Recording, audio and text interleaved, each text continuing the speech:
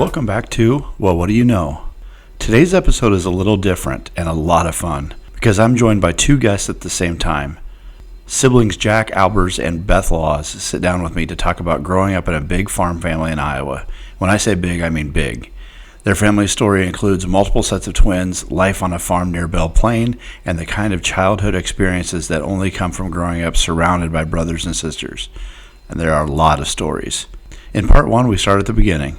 What it was like growing up in a family with 5 kids, the unique dynamics of having 2 sets of twins in one family, and some great memories from their early years in Iowa before life eventually took them to Missouri. And trust me, this conversation gets even better. In part 2, coming out Friday, April 3rd, we dig deeper into more stories from their lives, their family history, and some moments you definitely won't want to miss. So settle in and enjoy part 1 of my conversation with Jack Albers and Beth Laws. Jack and Beth, thank you guys for joining me. I appreciate you guys doing this all the way down in Trenton, Missouri. So I don't care who wants to start, but tell me about growing up, your siblings, your family. We grew up in Benton County, Iowa, on a farm. Belle Plaine was where we went to school, and Mom and Dad had that farm. We lived there the whole time until they moved down to Missouri. I was 12 when we moved. I grew up the other half down here. And there was a total of 7 children, actually. My mother, her first twins were premature and didn't survive. And then my older brother and sister were born, Monty and Ann. And they're twins? Yes. And then I was born. I'm the only single birth. And then 5 years after me, my younger brothers, Jack and Judd, were born. My mother had 3 sets of twins. That's unusual, right? Yes. I mean, I've never heard of that before, unless it was... The doctor told my mother that having 3 sets of twins was just as rare as having quadruplets. Wow. She said it was the water. Don't drink the water, because every neighbor for a long ways had a set of twins in there. 7 sets on the school bus. Oh, that one year there was like 10 sets of twins on that school bus. The one year when the older set come off, Judd and I walked on for it. It went for 2 years. Wow. Yeah. Yeah, so, she said it was the water. Everybody tapped into the artesian, aqua, whatever it calls underneath, and Mother swore it was the water. In Belle Plaine. Yeah, right there. I wonder if that problem still exists today. Well, you can look it up, Jumbo and Belle Plaine. Yeah. It cut a channel to they hit one they called Jumbo. It was artesian. Okay. Yeah, and it even run a ditch to the Iowa River and dumped out, and they even dropped the other wells, and they finally got it capped. Wow. But you can look it up in Belle Plaine, the Jumbo well at Belle Plaine, that artesian. It had out. You just watered cattle with it. It had its own pressure. You didn't need a pump or anything. Right. But it had a bad aftertaste. Yeah, it did. It had a mineral taste. But they used it on all the cattle and hogs, to all them farmers. They just let it run, and they never had to pump water. And they didn't have to worry about it freezing either.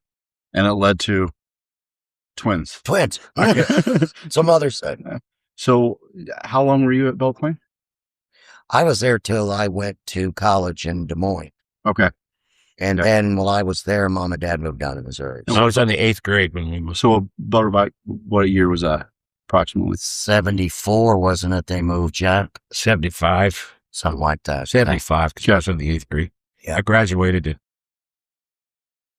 78, so you're right, 78 minus 5, so Mm-hmm. Yeah. 73. 73, 74, something like Mhm. Yeah. right there. Okay. Yeah.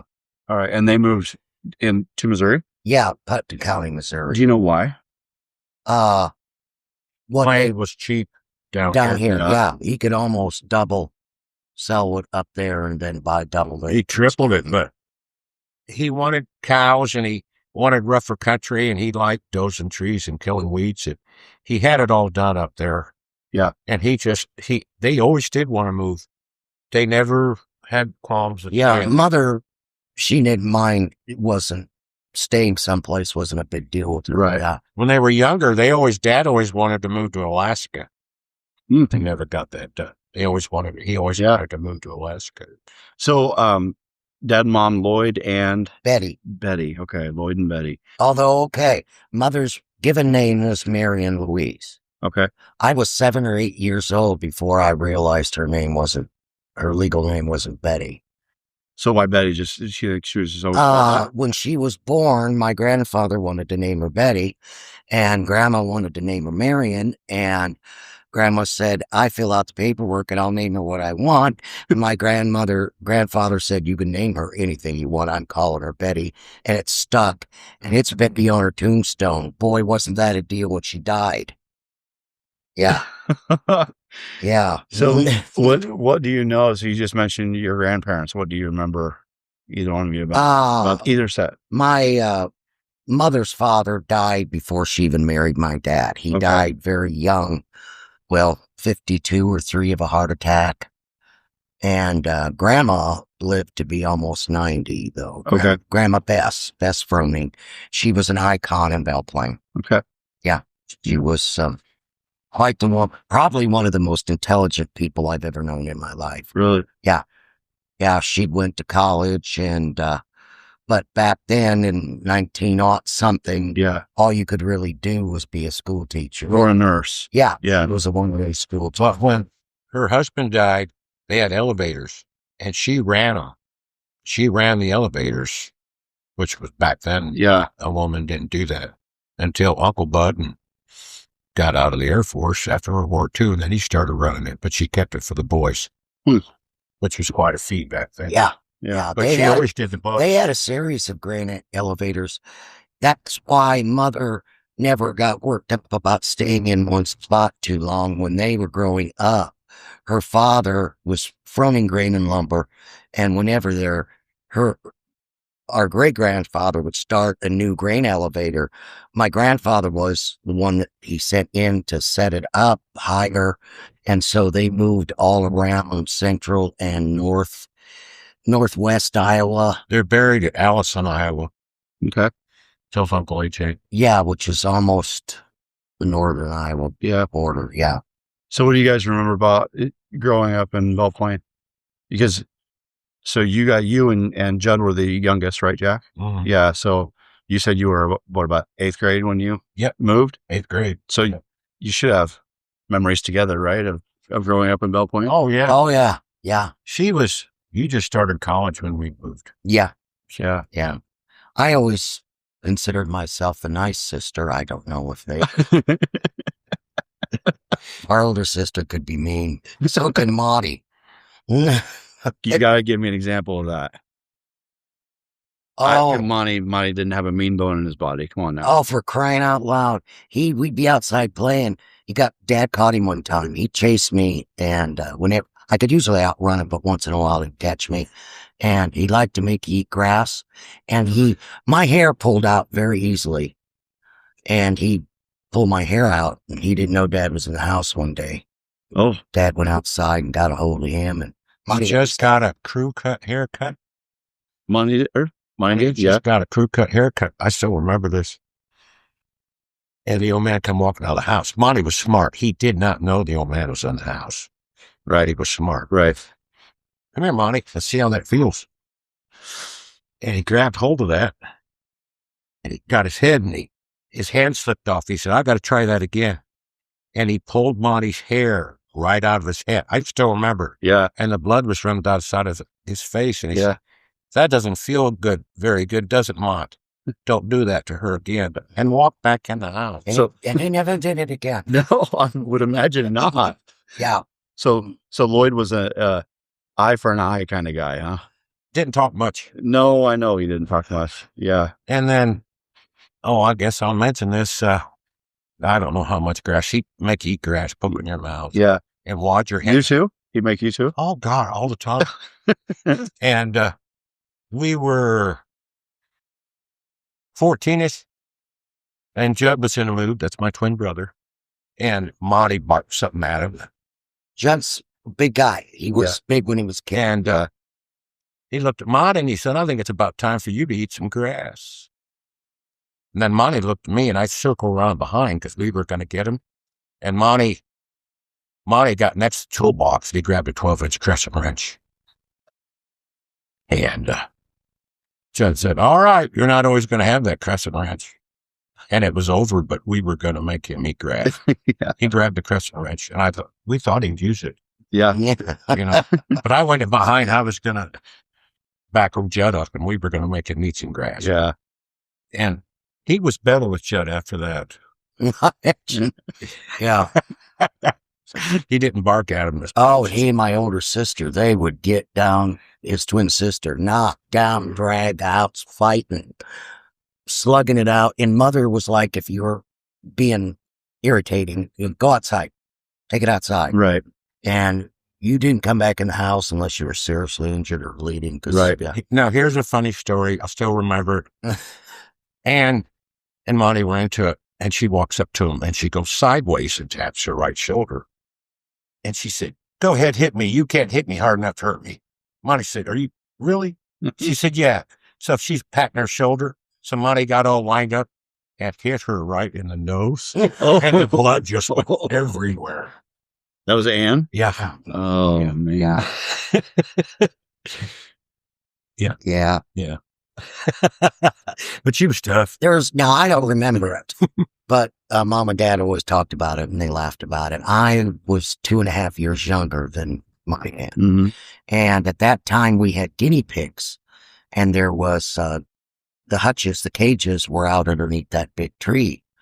And, we were playing circus. That's what the story she got from my older siblings. And I enticed them to get into the cages and locked them in at 3 years old. And Marty was in such a rage, I was afraid to let him out. So I just went into the house and wandered around, and they were both there. And finally it's like, Bethy, what's going on? And I spilled it. And so Dad went out and he had to catch Marty. He was going to get me. Yeah. Yeah.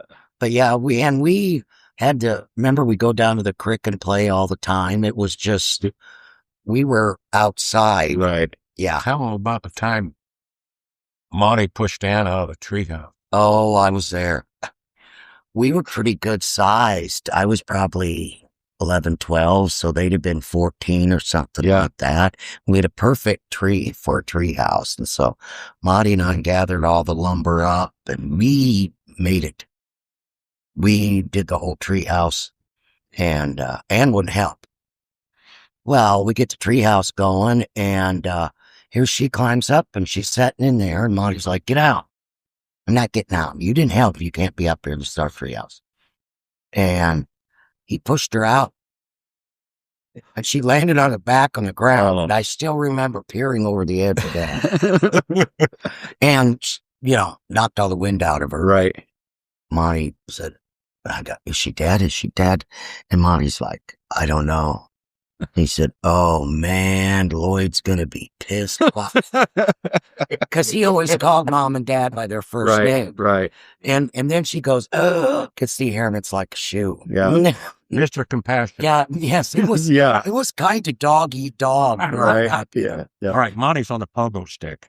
Oh, yes. Oh, wait a minute. We got pogo sticks. In the TV room. Okay. All right. We had these big plate glass windows in that room. And Beth, how many did you make on it? I pogoed 2,000 times without stopping. Wow. Did that in the living room of the house that winter. Broke all the tiles on the floor, but we didn't care. There was a contest going between my cousin Dennis and I, how many pogos you could do without going off the stick. I won. I did 2,000. But anyway. Monty was on the pogo stick, and he wasn't real handy at it, as you can imagine, but he was pogoing. And Judd and I come walking by. Judd was close to him, and he did the Judd thing. He didn't do it very often, but he did it because he knew it pissed Judd off. Well, he was coming down on the pogo stick, and we weren't very old. No. 6, 7. Yeah. Judd turned and jumped up and caught him in the jaw and knocked him right through that plate glass window into the backyard. Into the backyard. Like an old Western. Yeah. So Mom and Dad come running in there. Then Dad went around to the back of the house. You all right? And there's just glass everywhere. Monty had one little cut on him. What the hell happened? I was on a pogo stick and I was teasing Judd, and he hit me just right, and I went through the window. And Dad looked at Monty He would get in there and clean it up. All of it. He just shook his head, went back. That was it. That was pretty great. Yeah. He Said, I've got to get sailed something to through cover that the window up. Yeah. Yeah. Yeah. Wow. And that was it. That was the end of it. That was the end of it. And Judd, was he teasing? Yeah, I don't know. He never, Judd wouldn't tell him that because if he'd have mentioned that he made fun of his stutter, that would have been a bigger deal than the window. Yeah. See, Yeah. that would have been a bigger deal. Because But Judd did rat him there out. wasn't, And to this day, Monty swears he didn't do it, but he did. there wasn't any playing favorites really, but our Judd was mother kind of liked him best. She had a soft spot for Judd because he was really sick. They were preemies and they didn't know if he'd survive. And so, she was, I don't want you to get mad at me. Yeah, when I carried you, you could move and Judd was all wrapped up and he had spaghetti legs and he never could move. Look. Yeah, the cartilage, his bones in his legs. Okay, I used to get chewed out about that. Okay? I really had no control over that. Okay? Yeah. So there's some days I couldn't do anything right. Right. Because you misbehaved in the womb. Yeah. Hey, can you go back any farther? We were pretty lucky in our parents, though. It was, sometimes I think, how did we ever survive? And so, of course, all the other ones always said I was spoiled. I was the spoiled one. And I basically was the middle child. Is it true? I was the best Yes, well-behaved you were. child. Yeah. That's why That's they why. didn't get mad at me. Right. I wasn't Well, the disciplined deal as much was as the others. she was a good kid. When Mom was packing Judd and I, Yeah. he had Beth when she was a little bitty. Yeah. His mother was sick. That pregnancy was hard on her. And I hadn't started school yet. I was just 4. So I was with Dad. I remember those. If he could take me right around that old black pickup, he took me all the time. Yeah. Yep. Yeah, it's funny the things you remember. I remember we stopped right in the middle of the road between Orange James's and Elmer Sheets's. What's going on? And there was a mama quail. And we count 22 chicks about that high going. And Dad stopped and we had to watch them all go across the road. Yeah. I was the roadie for a long time. Yeah. So I was, spoiled. Well, he said you never gave him any trouble. Maybe he left you in the elevator for a long time. So we were out in the cattle yard and we had the elevator going up into the barn. Yeah. For square barrels. Yeah. And Sure. he set me up on one. He said, now you stay there and don't you get out of there till I get back. I Right. don't know if he was messing with hogs, cattle, or what he was doing. It's like, okay. Well, he forgot about me. And it was, I don't know how long. I can't remember. I think he said an hour. And he comes back and I was crying. And I didn't think you were ever coming back, but I didn't get out. You listened to I it. didn't get out of the elevator. Yeah. Yeah. Hey everyone, it's Eric from the Well, What Do You Know podcast. One of my favorite parts of this show is getting to sit down and hear real stories from real people, because when we actually listen, we find out we're not so different after all. If you've ever thought, hey, I've got a story worth telling, or you know someone who does, I'd love to hear from you. Just check out the description of this podcast and you'll find my link tree. In there is a guest form to fill out. And keep in mind, there's no cost involved, and I bring the studio to you. So fill out that guest form. I'd really love to talk to you. So Lloyd was a farmer most of his life, right? Yes. All his life? Was livestock or crops? Both, yeah. Okay. He was real good with white cattle. And there was a guy right outside of Belle Plaine by the name of O.B. Sankett, and they OB'd by the cattle, and they had lots of them. They'd always buy the light stuff, wean 300-pounders, and they did that a lot. Had them everywhere. A lot of work. There was one time, though, Dad, I didn't know. I was afraid he was really going to hurt Bonnie and I. I don't know, Jack and Judd were probably 5. somewhere around there. And my brother Judd was definitely afraid of bees and wasps because when he got stung, he'd swell up like a balloon. Right. Probably should have had one of those EpiPens people have now, but we had bumblebee nests in the ditch there by the house. And Monty and I decided, that was me.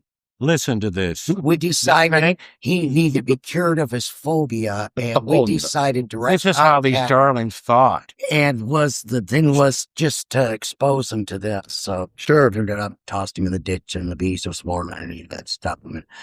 And Dad wasn't home then. Mom waited till it. Usually, Mother always disciplined us, always. Right. But she got to wait till Dad gets home. How many times did it get stung? Twice? I don't know. 3 times? It A wasn't lot. bad. They just kept throwing them on there. And he made us both go run around in the ditch until we got stung too. I remember that. He made them stand over the hive, and then I'll tell you when to get out. He was definitely eye for an eye. Now, Lonnie walked in. He had a little trouble with Beth, but Beth went in there. And then he went over there because bees and wasps didn't bother Dad. Right. So he banged around on it till they swarmed a little bit. They got bit. That was And mean. he said, watch him, Judd. And Judd just was loving it. Watch this, Juddy. We're going to get him. And then he threatened him. He told you not to do that anymore. We didn't do it anymore. Yeah. Well, I wouldn't think so. The compassion of him. Yeah. So I wasn't always. Who says you can't perfect teach child. compassion, right? That's why you see these parents now, and everybody parents differently. Yeah. I understand that, but time out? Really? Are you kidding me? Yeah.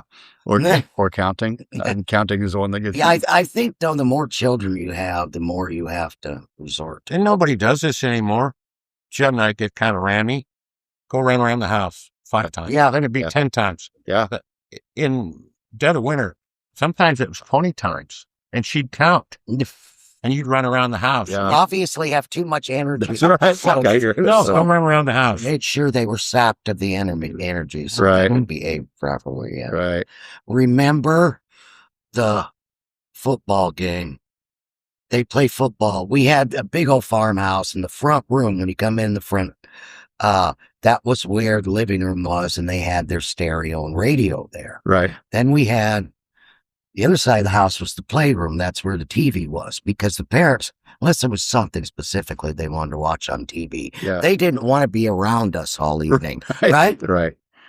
And that playroom, Jack and Judd had the football, and they were playing football in there, and we had these cabinet doors that opened up, long ones, and Jack piled into it, which I wasn't. Just one. I had to get Put the sun. eyebrow right down. Well, the doors were open. I hadn't figured on it. And Judd got me good. And I still remember I put my hands out. Yeah. Bounce up against the wall. Well, the damn doors was open and I couldn't stop. They were right there. I had 11 stitches right along this eyebrow. My sister hit me in the head. She didn't do it deliberately. We were playing baseball. She always threw the bat. 11 stitches. Yeah, Mom, she thought I put my eye And out. she promised she wouldn't ever do it. Remember when she hit Judd with the bat in the head? Yeah, then she got Judd with it too, yeah. And Judd picked up the bat. And he was going to beat her head in. And she was smart. She run to the house and got behind Mom. She was in that corner room. Yeah. And that's all Mom could do to get that bat away from Judd. He was just like 6 years old. But he was going to hit her in the head back. So part of the problem of doing a podcast like this is you two sound like saints, right? Because everything happened to you. That's what you're telling me. Judd was great. Judd just had a real bad temper. Yeah, but something you had to do stuff to Judd too. That's what I'm getting at. We teased him just a little bit. Just a little bit. He was just, let's take Ben Albers, for example. He was just as fun to tease as Ben was. Now do you understand? We, I don't know, you guys were pretty little. 4 or 5 years old. Mother was mad at us. All us old ones, Monty Ann and I. We had Judd convinced he was adopted because he was the only one of the 5 of us that had an Audi belly button. Yeah. She was mad about that. Remember the baby mice? No. when he touched the baby mice. Oh, yeah. And it was poison and he was going to die. Going to get parasites or And something. he was yeah. going to die because he touched the baby and the mice. And boy, Monty got it on that one. I think Dennis and Monty ran on that. Yeah. He got hammered for that. And then my dad and my Uncle Roy farmed together. Well, they did the haying together. They lived in Keystone, which was 10 miles north of us? 4 miles north of us. Home place. And so, as bad as we were, Roy and Colleen had 3 kids. So there was, some of those deals. Haymaking and everything. Yeah. I didn't even ask you about your parents' siblings. You said Uncle Roy, was he Lloyd's brother? Yeah, my dad's brother. Any other siblings, aunts and uncles for you guys around there? Not. Then Aunt Dorothy, lived in, she was an architect in Colorado Springs, Colorado. That's an interesting story. How is she related? I'm sorry. She's Dad's older sister. Okay, go ahead. And she wanted to go on and finish high school. Well, back then, my grandpa was a great guy, but he just didn't think it was necessary for Dorothy to go all through school. She was 16, 17. She said, well, fine. She left home. It wasn't never darkened my door again, but she was going to have her education. She moved to Chicago. She worked at the stockyard for a while. She got enough money to start classes, and I don't know if that's when World War II broke out. And she joined the WACs, and she was stationed in England for quite a while. She was a clerk and drove a Jeep driver. And after... Did the telephone thing, too. Yes. They on the telephones, the wax did. Yeah. And then after that, I don't know when she got her architectural dream, but she was in Kobe also. But she had to join up again because she wanted her college. And she had to join up for another deal to get her college. So that's how she paid for college. And Grandpa offered to pay for it after that, and she refused. She had to do it herself. Yeah. Well, stubborn. And she and Uncle Roy, the other brother, they were in Korea at the same time. They didn't connect very often, but we have a picture of them. They got in their uniforms taken together. So she was a veteran of 2 wars, which is pretty unusual at the time. Yeah. And then she was highest licensed female architect in the state of Colorado. Oh, wow. Mm-hmm. Give me her name again, please. Dorothy Albers. That was the one. We got the neatest Christmas present. She'd come back through the year, but she'd always come back on Christmas, and you got the neatest Christmas presents. Yeah. After. Wish we had them Cadillacs. No kidding. They're worth about $1,000 or $2,000. Really? Yeah. These big metal Cadillacs, you'd sit on them and drive them. Oh, yeah. Big. Jack and Judd and Billy, Roy's youngest boy, were about the same age. Yeah. And they all have young those. Yeah. You mentioned playing football. You mentioned playing baseball. Did you guys play sports in high school? I was in track for a couple of years. I'm sorry. Like in middle school, but no, you couldn't do that. Dad wouldn't let us. You had work to do. Yeah, I wondered, because you guys all worked hard on the farm. So Dad said that was really good for a bunch of city kids that didn't have nothing else to do. Okay. Because you got to keep teenagers occupied. Right. You don't know that. But you were occupied already, is what his point, right? 20 miles to Union, 25 from, we lived right on the edge of the county. Well, Judd and I could have went to Newtown or Unionville, and I wanted to go to Unionville to play football. Dad, no, we're not doing that. Right. And even the neighbor come down and try to get me. The neighbor said that he would take me to practice into the games. He would pay for the gas and everything because I was big and strong. But I wanted Judd too, but that wasn't the point, right? For Lloyd. No, we had work to do. Yeah. And we worked from the time we got off the bus till, depending on what time of year it was. Right. We worked till, And all the time growing up, all of us, we knew we were valuable. Yeah. We knew this was necessary. It wasn't just like, well, you're my kids, and so I'm going to work you like it. We knew we were important to this operation. Well, in the fall and the winter. We were never expected to do anything. That's we wouldn't all do. That's an important point, because people will hear that and they almost think you were being punished. Or abused or something. But you weren't. You felt valued. Yeah. Well, even in the winter, Well, we had 100 head of cows, 90 head in the yard. The oats bin, I had to pack that out in a basket. Shad never had the balance, and he'd kill himself, so I did it. And then the sick calves and everything, I fed them, and hell, I'd even sit out there and watch them. It was a big deal. That was your money, Right. And hell, I knew him just as good or better than Dad. I remember he was out there on a Saturday, and that one calf coughed. That's all I needed to give him a shot. I said, no, that one always coughs like that. And I'd run them up and give them a shot. I could work one up at there. If they were sick, give them a shot. Take them up if he had to follow it. I was 14. And that was the whole herd. And that's the responsibility he'd give you. Yeah. These kids don't have that now. I don't know who. They don't have anything like that. Mentioned to Mother, it must have, I think it was her older sister. Because she had, Cousin Alan got into a whole bunch of trouble when he was growing up, And she said, well, Betty, those boys just work so hard. And she looked at Annie Elner and said, tired boys are good boys. Yeah, we got stopped. We was making hay. At Elder's house. And that's when Monty had the feed store. Judd was doing all the mowing. He was good at it. Judd was good at it. I raked it. And it's getting dark. It was July and hot. We run till dark. We pulled up. One of the neighbors come by. Judd and I were half asleep in the truck. And they said, Lloyd, you got a couple tired boys there. Dad said, yep, good boys are tired boys, and I got the best boys in the country. Yeah, hell, he'd farm another 500 acres if he made any money or not just to keep us busy. It was all about the work. It wasn't about the money. That's why he did. Dad said that's why he didn't have any. He just worked so hard. Yeah. It worked though, right? Their parenting style. I mean, you guys, all 5 of you, or we didn't understand a lot of these other people. Well, some kid would mouth off at their mom or dad. We just look at each other in shock and wait for them. No, and they didn't do anything. We just couldn't believe it. Yeah. Yeah. My mother and father's whole theory, they weren't there to be your friends.